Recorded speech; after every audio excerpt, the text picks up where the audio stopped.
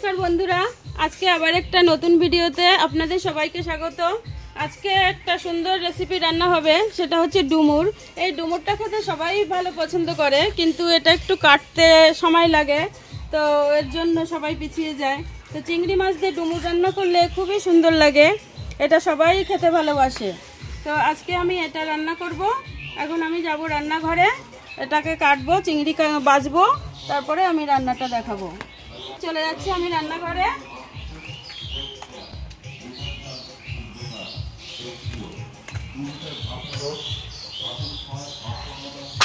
এবার প্রথমে আমি ডুমুরগুলোকে কেটে নেব। ডুমুর কাটার একটা সহজ পদ্ধতি আছে। তাই বড় ডুমুরগুলো আমি প্রথমে এই পাশ দিয়ে কেটে নেব। এই ডুমুর কেটে আমি জলের মধ্যে ফেলবো, তো জলের মধ্যে আমি একটু হলুদ দিয়ে দেব। এই ডুমুরে যে কষ থাকে সেই কষটা এই হলুদে উঠে যাবে। তো আমি এখন তাড়াতাড়ি করে কাটছি।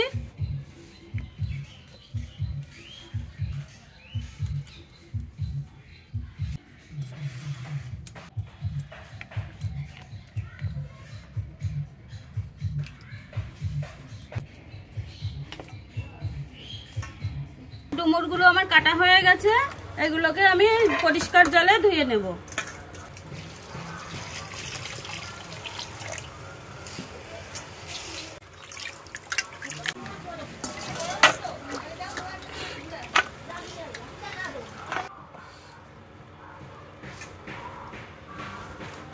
এবার কড়াইতে আমি জল দিয়ে দিয়েছি, জল ফুটছে। এবার আমি জলের মধ্যে এইগুলো সিদ্ধ করতে বসিয়ে দেবো। হলুদ গুঁড়ো দিয়ে দেবো আর একটু লবণ দেবো।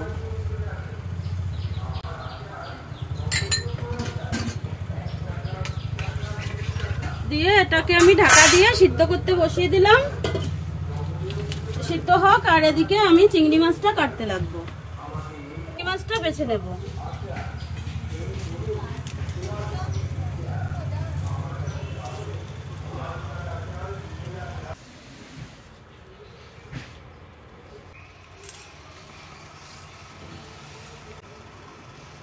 চিংড়ি মাছগুলো বাছা প্রায় শেষ হয়ে গেছে,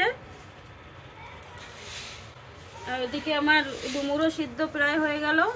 এবার আমি ঢাকনাটা তুলে দেখবো কতটা সিদ্ধ হয়েছে। আর একটু সিদ্ধ হতে বাকি আছে, আবার একটু ঢাকা দিয়ে রেখে দেব। আর এবার আমি এই ডুমুরের জন্য একটু মশলা করে নেব। তার জন্য কিছুটা জিরে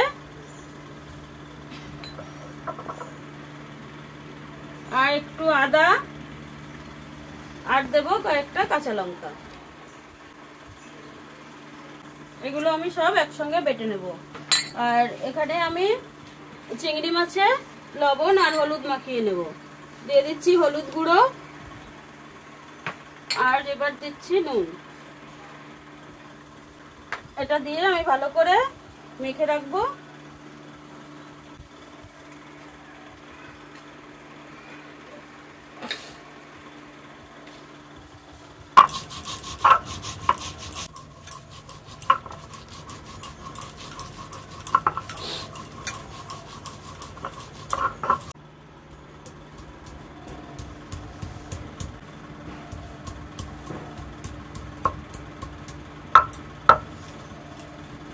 তো আমার ডুমুরটা সেদ্ধ হয়ে গেছে, আর আমি এটাকে জল ঝরিয়ে রেখে দিয়েছি।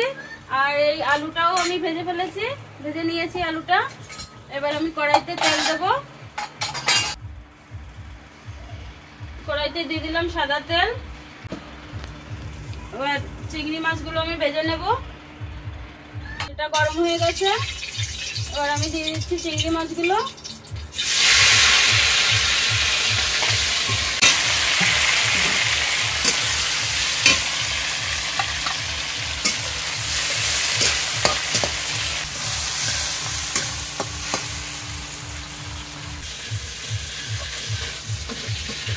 এটাও ভাজা হয়ে গেছে।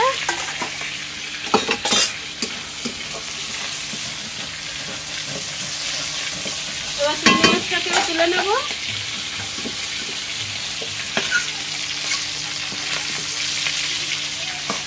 এবার এই তেলের মধ্যে আমি আর একটু তেল দেব। অল্প দুটো জিরে,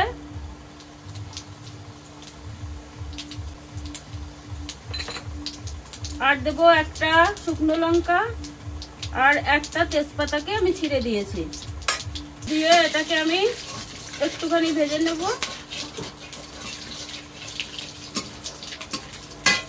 এবার এর মধ্যে দিয়ে দেবো একটা কুচানো টমেটো।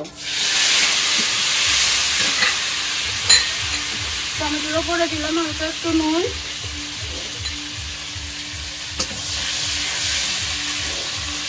এবার এর উপরে আমি দিয়ে দেব আদা আর জিরে আর কাঁচা লঙ্কা বাটা। এই মশলাটাকে আমি দিয়ে দেব। এর উপরে দেব হালকা একটু জল, অল্প করে একটু জল দেব। এবার দিয়ে দেব হলুদ গুঁড়ো আর নুন,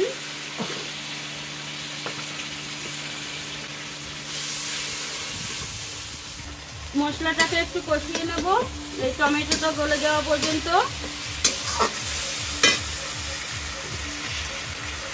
আর এতে আমি দিয়ে দেবো একটু মিষ্টি, চিনি দিলাম একটু।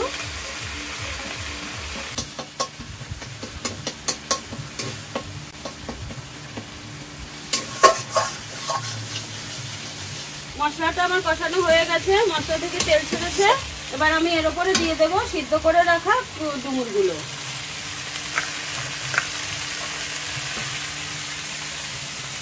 এটাকে মশলার সঙ্গে একটুখানি ভেজে নেব।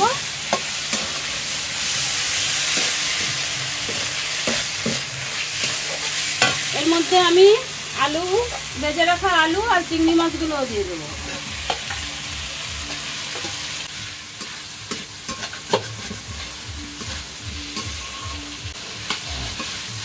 এবার সবকিছু দিয়ে 1 মিনিটের মতো একটু ভেজে নেব।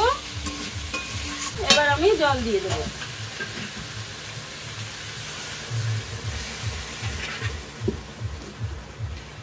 জল দিয়ে দিয়েছি। এবার 5 মিনিটের মতো আমি ফুটিয়ে নামিয়ে নেব। তার জন্য আমি ঢাকা দিয়ে রাখছি।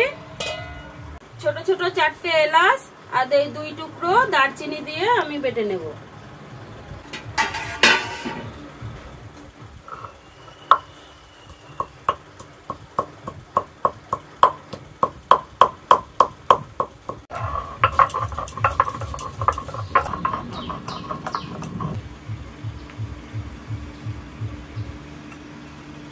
আমি ঢাকনাটা তুলে দেখব।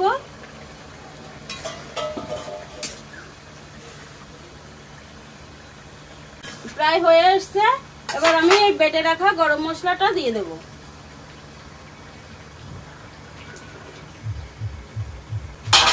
দিয়ে কিছু সময় ফুটিয়ে আমি নামিয়ে দেব।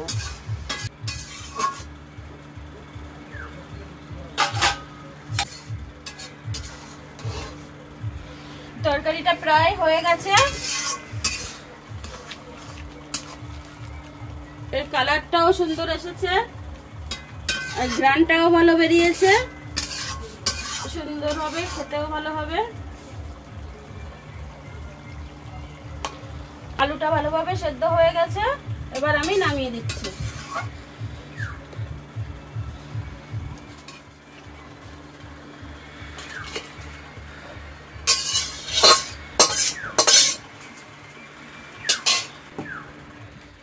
আজকের আমার এই ডুমুর ও চিংড়ি মাছের তরকারিটা হয়ে গেল।